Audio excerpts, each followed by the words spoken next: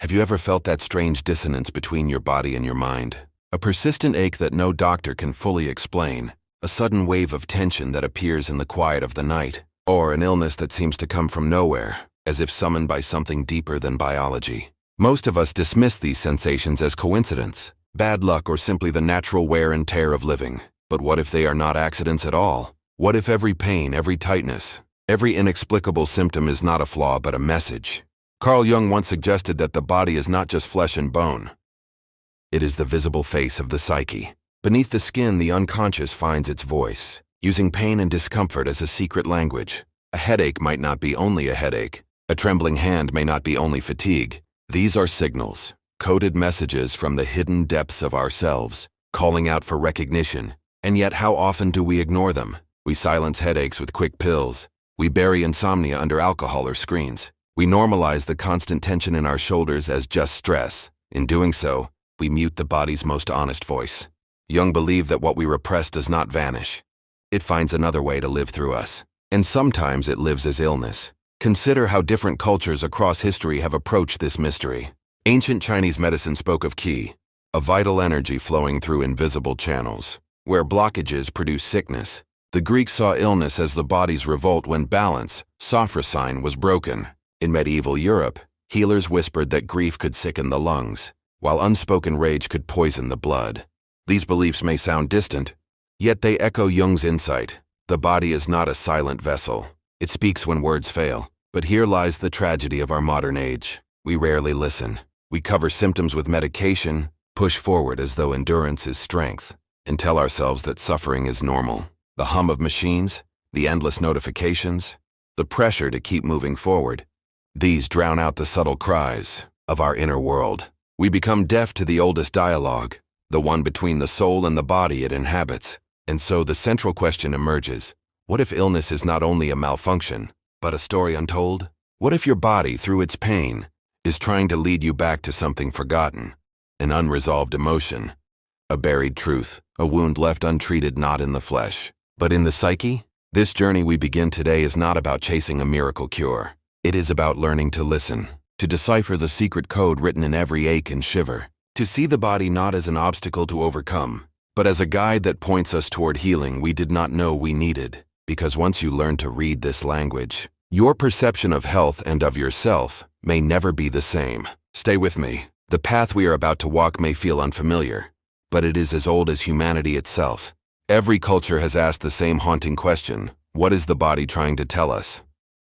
Carl Jung believed that the body is not a passive machine, but an expressive canvas, each symptom painted with the hidden colors of the unconscious. To him, the physical form was a mirror, one that reflects the soul's unrest when words cannot. Think back to the last time your head throbbed with pain. Was it only dehydration, or was it the weight of decisions pressing in on you? Headaches often arrive during moments of mental overload, when thoughts race faster than the body can keep pace, when expectations pile high like stones. The body, unable to voice its protest, tightens vessels, ignites nerves, and forces you to stop. It whispers, "Slow down, or I will stop you myself." And yet we rarely honor this message. Instead, we reach for medicine, push through another hour, and bury the ache beneath routine. Jung warned us with stark clarity: what is not made conscious will manifest as fate. Unprocessed emotions do not dissolve. They transform, hardening into pain, tension, even disease. Modern science now edges toward what mystics and philosophers always sensed: psychoneuroimmunology, a field that bridges psychology and biology, shows that chronic stress reshapes our immune system, leaving us more vulnerable to illness. Anxiety can inflame the gut. Grief can weaken the heart. Depression can dull the body's very defenses. What Jung intuited a century ago, research now confirms: the boundaries between mind and flesh are porous. The ancients knew this in their own ways. In Ayurveda, headaches were seen as a fire imbalance, too much heat trapped in the mind. In traditional Japanese medicine, migraines were thought to be the soul's refusal to move forward, the spirit caught between duty and desire. The language differs, but the truth is constant. The head hurts when the soul is overburdened. But here is the dilemma of our age. We mistake silencing for healing. We numb the symptom while the root festers. We live in cycles: pain, pill, relief. Repeat until the body grows louder, more insistent, more chronic. What began as a whisper becomes a roar, demanding we listen. Imagine for a moment that every pain is a letter, sealed and delivered by your unconscious. To ignore it is to leave the letter unopened, unread. You can pile them up in drawers. But one day the weight of those unread messages will break the drawer itself. That is the nature of repression. The body is not cruel. It does not punish. It signals. It asks for balance, for recognition, for release. In headaches, in tension, in sleepless nights, it says, I am not your enemy. I am your ally. I am carrying the truth you are afraid to face. To view pain only as an inconvenience is to misunderstand its nature. Pain is not simply the body's malfunction. It is the body's narrative voice.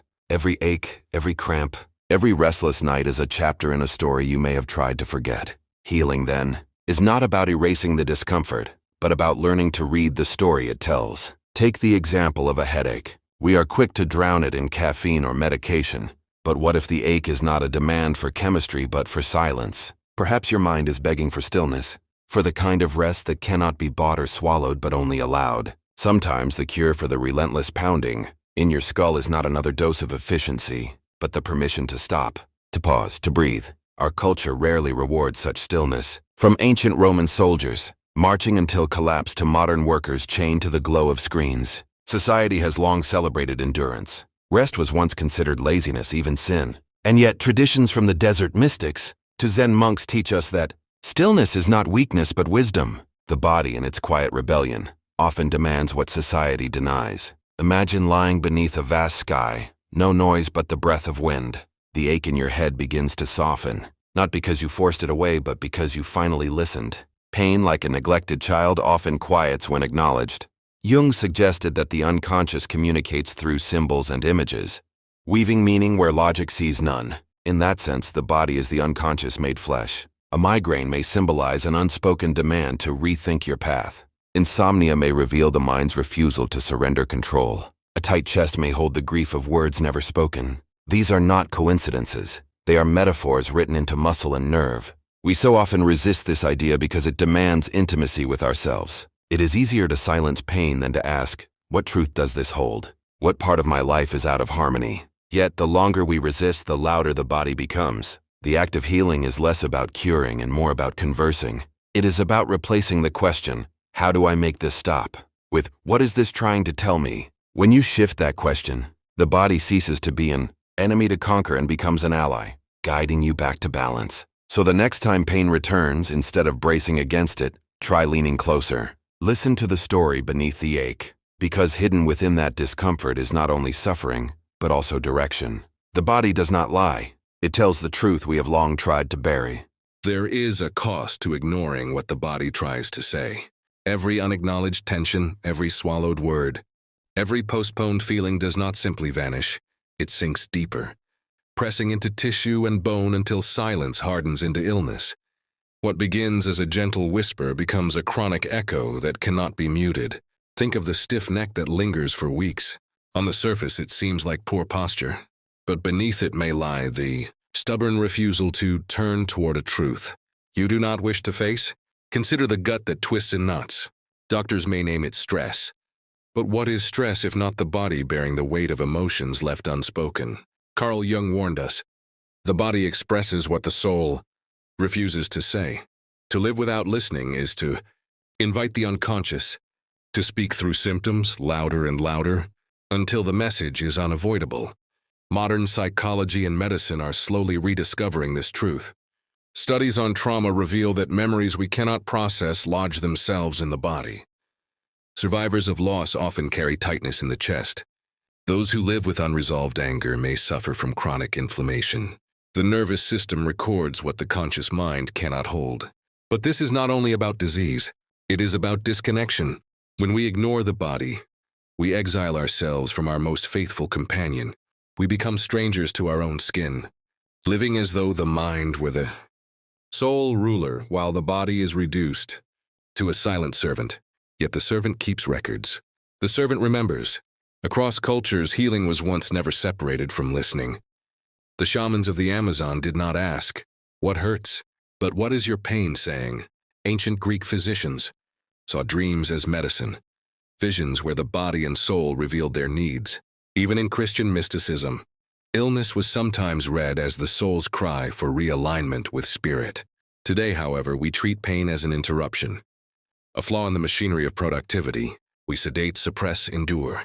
But every silenced pain returns, often in disguise. Migraines become fatigue. Fatigue becomes depression. Depression becomes illness. The story shifts form, but it never disappears.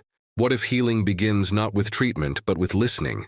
Not with silencing symptoms, but with honoring them as signals. The body is not trying to betray you. It is trying to bring you back. Because sometimes the most dangerous sickness is not the one in the flesh, but the one that grows when we refuse to hear the truth our body has been trying to tell us all along.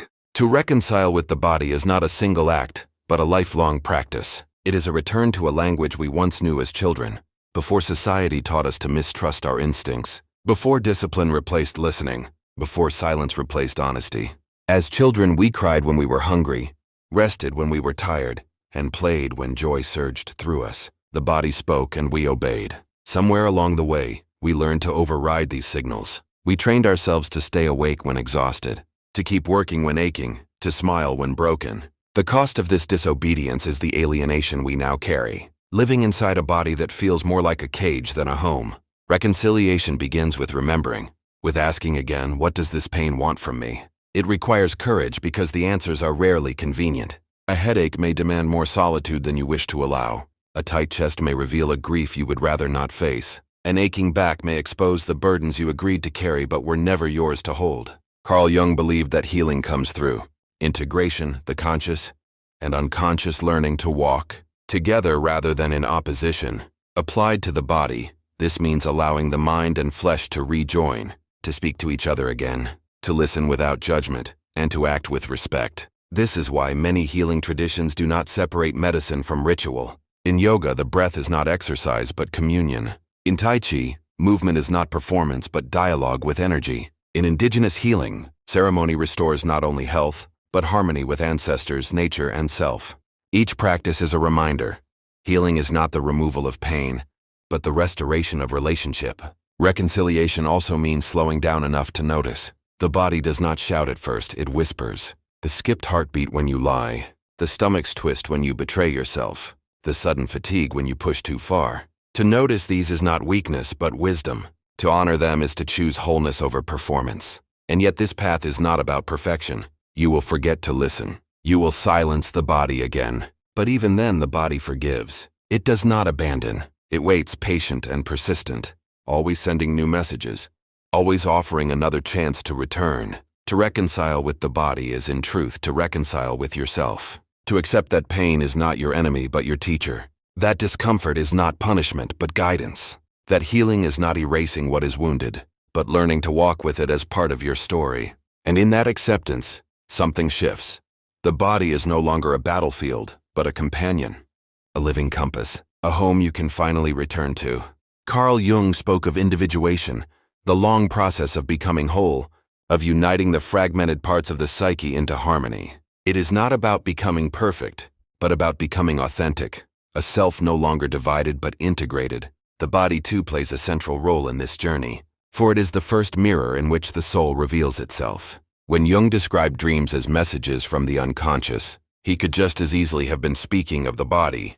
Both dreams and symptoms are symbolic languages, cryptic at first glance, but deeply revealing if approached with patience.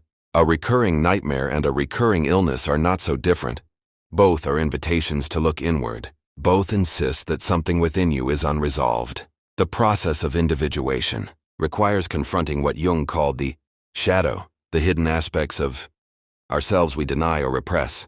The shadow does not only haunt the mind, it leaves its fingerprints on the body. The anger we never admit may lodge in the stomach. The desire we suppress may tighten in the throat. The grief we bury may weigh heavily in the chest. The shadow lives in muscle and marrow. To integrate the shadow, we must be willing to feel what the body carries. This is not easy work. It asks us to sit with discomfort rather than escape it, to see illness not as failure but as revelation. Each symptom becomes a guidepost. Here is what you have ignored. Here is what you must face. This is why Jung insisted that the path of individuation is also a path of suffering, not suffering for its own sake, but because growth requires descent into the unconscious, into the body's truth, into the very places we resist. Only by moving through the darkness can we gather what was left behind. And yet within this descent lies profound hope.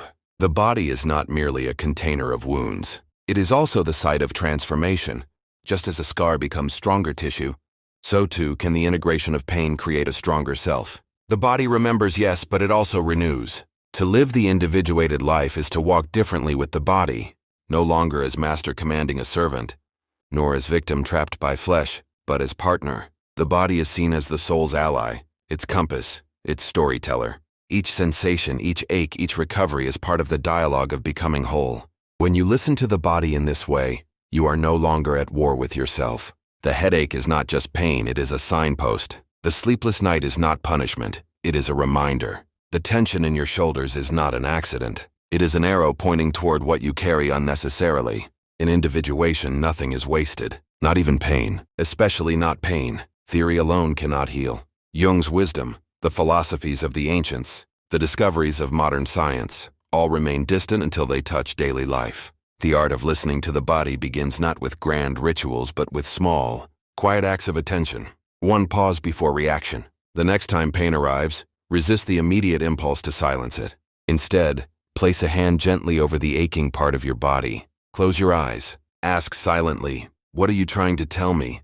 You may not hear words. You may sense an image, a memory, or simply a wave of emotion. This is the beginning of dialogue. 2. Keep a body journal. Jung encouraged the recording of dreams as a way to trace the language of the unconscious. In the same way, keeping a journal of bodily sensations can reveal patterns. Note when the headache returns, when the stomach churns, when sleep evades you. Over time, connections emerge. Stress, certain people, unspoken choices. The body becomes less mysterious when we learn its rhythms. 3. Breathe with awareness. Breath is the bridge between mind and body. Too often we breathe shallowly, feeding only survival. To breathe deeply, slowly, consciously, is to remind the body that it is safe. Even 5 minutes a day of intentional breathing can loosen the grip of tension and restore connection. 4.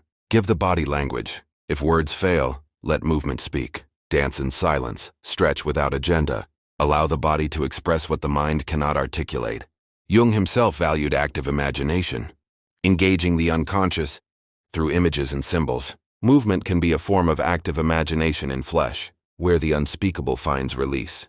Practice radical rest. Rest is not idleness. It is medicine. True rest is not scrolling on a glowing screen or collapsing into distraction. It is presence in stillness, lying down, closing the eyes, surrendering without guilt. In rest, the body finally feels heard. 6. Honor boundaries. Pain often signals overreach, the body carrying what the soul cannot sustain. Learning to say no is not selfish but necessary. Every boundary honored strengthens the trust between you and your body. These steps are not cures in the medical sense. They are invitations. Invitations to move from silence to listening, from control to cooperation, from fragmentation to wholeness. The path of listening is not linear. Some days you will hear clearly. Others you will fall back into old habits of suppression. That is human. What matters is the return, the willingness, again and again to ask, what truth is my body carrying today? Because the body never abandons you. Even in pain, it is on your side. Even in illness, it is still guiding you home. True healing does not arrive as a miracle from outside. It is born quietly, like dawn breaking after a long night. From the moment you choose to listen, rather than resist. To listen is already to begin the work of transformation. When you place attention on the body, not with fear, not with impatience, but with openness, you shift the relationship. Pain ceases to be an enemy. It becomes a guide. A stiff neck may still ache, but once you understand it as resistance to facing something in your life, the ache softens into meaning. A headache may still pulse, but instead of drowning it in noise, you might discover it asks only for stillness, for rest. Jung believed that healing comes through integration. What was unconscious becomes conscious. What was divided becomes whole. The moment you honor the body's message, you integrate. You unite mind with flesh, psyche with soma. In that unity, the symptom is no longer only suffering. It becomes a symbol of growth. Modern science echoes this truth. Studies on mindfulness show that patients who observe their pain with awareness often experience reduced intensity, even when the physical condition remains. Neuroscience reveals that attention reshapes pathways in the brain, transforming how pain is experienced. What this means is profound. By listening, you alter not just perception but reality. But healing is not only biological, it is existential. To listen to the body is to restore dignity to your own existence. It is to say, I am not a machine for productivity. I am a living being worthy of care. This shift alone changes the quality of life more deeply than any pill. And so healing is not the absence of pain. Healing is the transformation of relationship with your body, with your shadow, with your soul. When listening becomes a way of life, illness becomes teacher, fatigue becomes reminder, discomfort becomes compass. Slowly, something changes. You feel less like a victim of circumstance, and more like a participant in your own becoming. You begin to trust your body again. And in that trust you come closer to what Jung called the self, the deeper, unified core of being that waits beneath all masks and wounds. The journey does not end with one insight, one practice, one act of listening. It unfolds across a lifetime. Each symptom, each silence, each return to the body is another step on the spiral path toward wholeness. And perhaps this is the secret. The body was never against you. It was always on your side, carrying not only your burdens but also your forgotten truths, waiting patiently for you to hear them and come home. If individuation is the path to wholeness, then the final destination is not an abstract enlightenment floating above life, but a return back into the body, back into the ground of being. The body is not the obstacle to transcendence. It is the temple through which transcendence is lived. For centuries, spiritual traditions have wrestled with this paradox. Some cast the body as sinful, weak, a prison to be escaped. Others revered it as sacred, a vessel of divine presence. Jung leaned toward the latter. He knew that the psyche does not float free from flesh. It incarnates through it. The unconscious speaks not only in dreams but also in pulse, in breath, in trembling hands. To come home to the body is to recognize it as sanctuary, a temple not built by human hands but woven from star matter, bone, and memory. Every cell carries both the story of evolution and the imprint of your personal history. To despise the body is to despise your own sacred ground, and yet coming home is often the hardest task, because home is where the shadows live. The body holds not only pleasure and vitality, but also wounds, shame, and vulnerability. Returning means facing what you have long fled, the scars of trauma, the heaviness of grief, the truth of mortality. It is tempting to keep wandering outside rather than enter that house of mirrors. But Jung would insist, wholeness demands return.